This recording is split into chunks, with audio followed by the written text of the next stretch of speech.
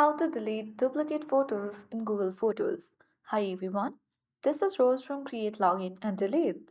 Without further ado, let's dive right into the video.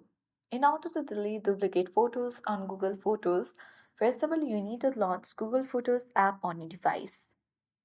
Now from this section you can simply locate the similar photographs and tap and hold it and select one by one. Once done, you need to tap on the delete button at the bottom center of the screen and then delete or remove the duplicate photos in Google Photos.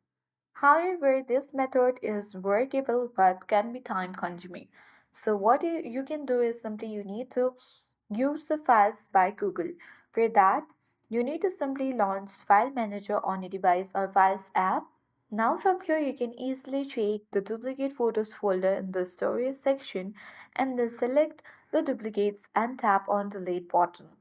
Once you delete from this application, your duplicate photos will be deleted. But if the Files app also doesn't show the duplicates, you need to open the album section in Google Photos and then you need to tap on similar photos, select the ones you want to delete and remove them. Or else you can go to the Play Store and update Google Photos and Files by Google to ensure you have the latest features.